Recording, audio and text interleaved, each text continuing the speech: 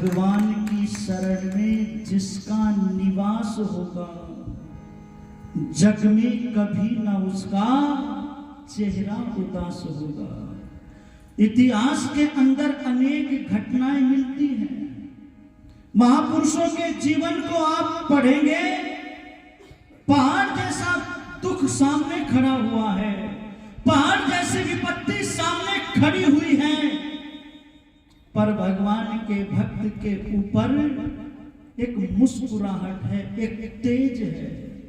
आर्यों, कौन भुला सकता है ऋषिवर देव दयानंद जी महाराज की उस अंतिम बेला को, उस अंतिम घड़ी को उठा करके पढ़ना, उस अंतिम घड़ी को, उस अंतिम समय को।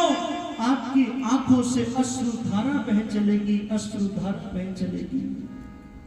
ऋषिवर देव दयानंद जी महाराज को हलाहल विष का पान करा दिया गया है।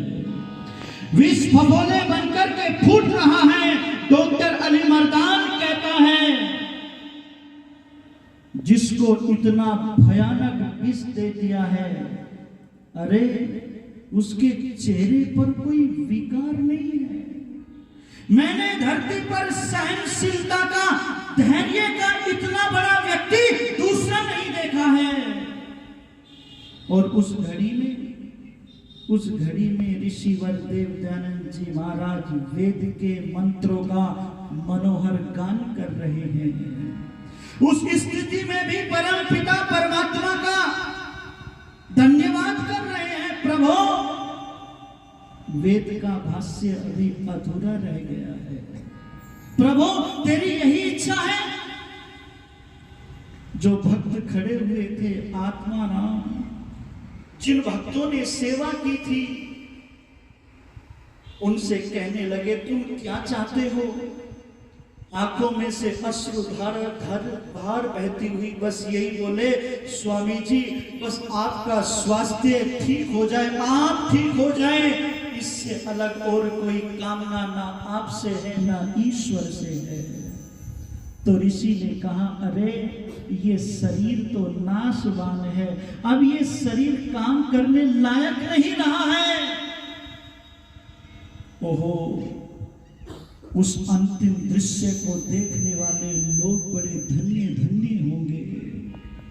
ऋषिवर देव दयानंद जी महाराज ने आर्यों से निवेदन किया था, और उस अंतिम समय में भी अपने सखा का सुमिरन कर रहे हैं। कोई शिकवा, कोई शिकायत नहीं है। क्या है अंतिम समय का संवाद? पंडित राम रख जी ने बहुत सुंदर पंक्तियां लिखी हैं, उस समय की स्थिति का वर्णन किया। आर्यों, सुनना ध्यान से। ओम नाम का सुमिरन करके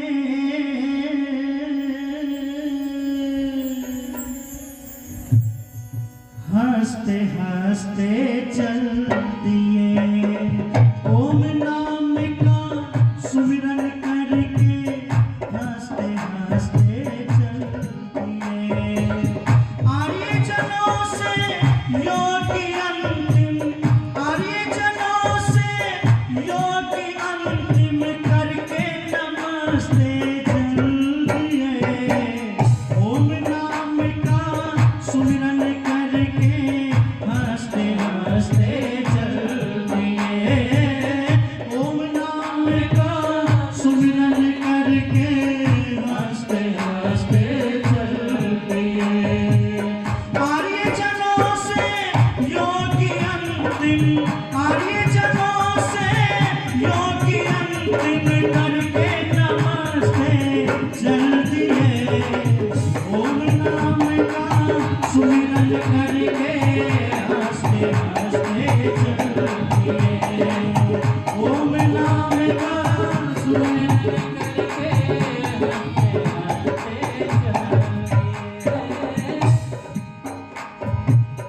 जंगे बजाने और दरवाजे सकल व कुंडे खोल दो इनके, शुद्ध हवा के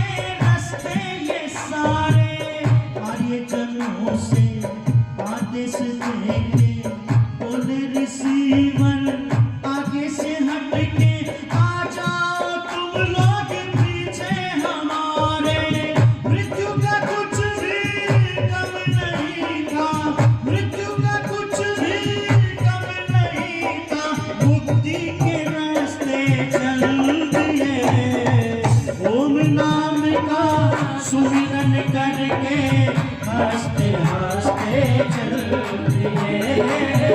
ओम नाम का सुमिरन करके हंसते हंसते चल दिए। आर्य जनों से योगी अंतिम, आर्य जनों से योगी अंतिम करके नमस्ते चल दिए। ओम नाम का सुमिरन करके हंसते हंसते चल दिए। ओम नाम का सुमिरन करके हंसते हंसते चल दिए। यादें हमारी कुछ न बनाना, हड्डियों को ना जल में बहाना, भस्मी को खेतों में डाल देना। मंदिर न मठ हो ना ही समाधि, पूजा का साधन कोई बने ना। पाखंड को आर्यों टाल देना, पाखंडियों के पाखंड करके तेले में सस्ते चल दिए। ओम नाम का सुमिरन करके हंसते हंसते चल दिए। आर्य जनों से योगी अंतिम, आर्य जनों से योगी अंतिम करके नमस्ते चल दिए। ओम नाम का सुमिरन करके हंसते हंसते चल दिए। ईश्वर तुम्हारी इच्छा हो पूरी, अंतिम समय में बोले प्रभु जी तूने ये कैसी लीला रचाई। ईश्वर तुम्हारी इच्छा हो पूरी, अंतिम समय में बोले प्रभु जी तूने ये कैसी लीला रचाई। ध्यान लगा के और मुस्कुरा के, ध्यान लगा के और मुस्कुरा के, मृत्यु लोक को छोड़ के चाले आगे की मन में सुरती लगाई। राम रख भक्तों की आंखों में, राम रख भक्तों की आंखों में ये आंसू बरसते जल दिए। ओम नाम का सुमिरन करके हंसते हंसते चल दिए। ओम नाम का सुमिरन करके हंसते हंसते चल दिए। आर्य जनों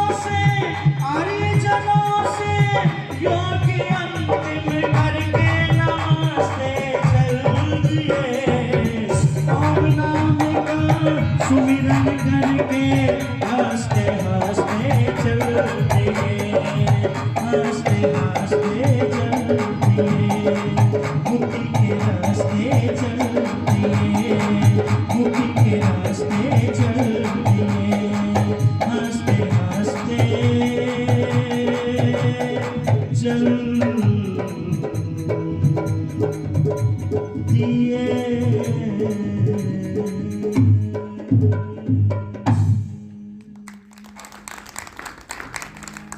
ओम नाम का सुमिरन करके हंसते हंसते चल दिए।